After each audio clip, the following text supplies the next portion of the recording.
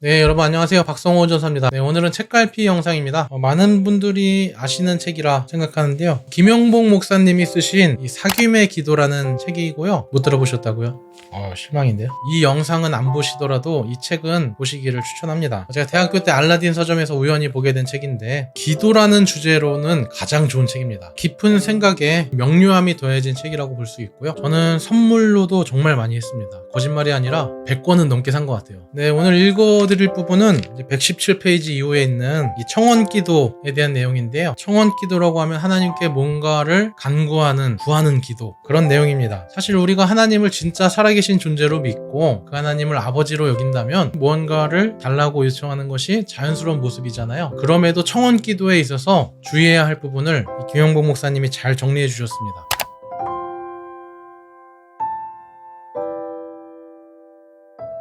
문제는 구하는 행동이 아니라 구하는 내용이다. 한국교회가 기복 종교로 타락했다고 비판받는 이유는 구하는 기도를 하기 때문이 아니라 현세와 물질의 복을 주로 구하기 때문이다. 사실 기독교는 세속적이고 물질적인 성공을 약속하는 종교가 아니다. 세속적인 성공이 결과로 따라올 수는 있지만 그것이 목적은 아니다. 하나님의 자녀가 되고 그리스도의 제자가 되고 성령으로 충만해진다는 것은 이 세상에서 잘 먹고 잘 살게 된다는 뜻이 아니다. 오히려 이 세상의 안일과 쾌락과 풍요를 거부하고 참된 진리를 따라 살아간다는 뜻이다. 이 세상은 하나님의 진리에서 벗어나 있기 때문에 진리를 따라 살면 자주 반대와 손해와 역경을 만날 수 있다. 하지만 그것이 우리가 받은 부르심이다. 세상에서 잘 먹고 잘 살기를 구하는 것이 기복적 종교 행위다. 참된 진리를 아는 능력과 그 진리대로 살려는 의지와 그 진리에 대한 견고한 믿음을 구하는 것은 참된 종교요 기독교의 정수다. 참된 기도자는 고난을 자초하며 하나님의 뜻을 이루기 위해 노력한다. 기도를 통해 진리와 믿음과 사랑을 구한다. 그것은 우리 영성을 풍요롭게 하는 청원 기도다. 그런데 구체적인 문제로 청원을 드려야 할 때가 있다. 하나님께 청원하는 것은 믿는 자의 영예요, 권리다. 시험을 앞에 두고 있을 때, 여행을 떠날 때, 경제적인 위기 앞에서, 건강에 이상이 생겼을 때 하나님께 우리의 바람을 말씀드릴 수 있다. 그러나 다음 사항을 명심할 필요가 있다. 첫째, 청원 기도를 통해 하나님의 주권에 자신을 맡기도록 힘쓰라는 것이다. 예수님의 말씀을 기억하는가? 구하기 전에 너희에게 있어야 할 것을 하나님 너희 아버지께서 아시느니라. 전지전능하신 하나님께 우리가 더할 지식이 무엇인가? 나를 아시되 나 자신보다 더 깊이 더 세밀히 아시는 그분께 우리가 무슨 말씀을 드리겠는가? 진실이 이러한데도 청원 기도를 드리다 보면 자주 구체적인 행동 지침을 하나님께 제시하는 것처럼 말할 때가 있다. 우리가 원하는 방식대로 이를 이루어 달라고 요청하려는 유혹에 이끌린다. 이렇게 기도하는 것은 믿음의 초보 단계에서는 자연스러운 일이다. 하지만 항상 그 수준에 머물러 있다면 문제다. 이러한 기도는 하나님을 전적으로 신뢰하지 못한다는 증거이기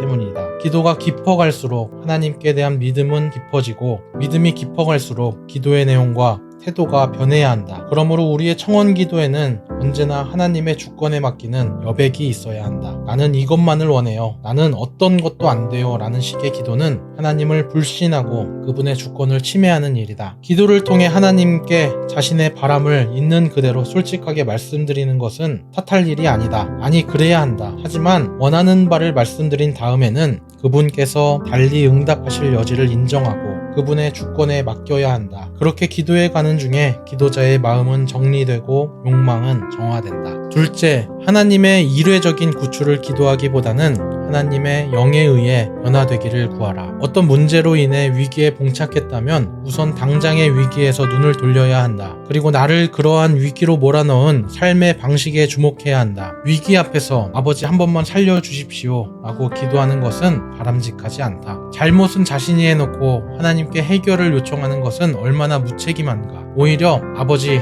제가 달게 받겠습니다. 저의 잘못된 삶의 열매인데 이것을 누구에게 돌리겠습니까? 제가 책임지겠습니다 라고 기도해야 한다. 그리고 이렇게 덧붙여야 한다. 하오나 아버지, 저를 변화시켜 주셔서 다시는 이러한 위기를 만나지 않도록 도와주십시오. 무엇을 어떻게 바꾸어야 할지 알려주시고 그대로 행하게 해주십시오. 내가 사는 지역의 한인 이민자들 가운데는 경기가 한창 좋을 때 무리해서 부동산을 사들인 사람들이 많았는데 그들은 예외 없이 지난 몇 년간 아주 고통스러운 시간을 지냈다. 이럴 경우 A라는 사람은 이렇게 기도했다 하자. 하나님, 저만은 살려주십시오. 재산을 잃지 않도록 기적을 허락해 주십시오. 반면 비슷한 형편에 처한 B라는 사람은 다른 기도를 드렸다. 아버지, 저를 불쌍히 여겨 주십시오. 제가 죄인입니다. 그동안 제가 잘못 살았습니다. 제 욕심이 너무 컸습니다. 저로 하여금 이 연단을 통해 다시 빚어지게 하옵소서. 만일 A는 기적같이 재산의 상당 부분을 지켰고 B는 전 재산을 잃고 처음부터 다시 시작하게 되었다고 가정해보자. A는 재산을 건졌고 B는 재산은 잃었지만 새로운 마음을 건졌다. 외적으로 보면 A가 더 잘 되었다고 할 수 있다. 하나님께 특별한 축복을 받았다고 자랑할 만하다. 하지만 정말 그것이 하나님의 축복일까? 얼마 후면 A는 동일한 위기를 만날 가능성이 높고 결국 제어되지 않은 욕망에 의해 무너지기 쉽다. 반면 B는 바른 마음으로 다시 시작함으로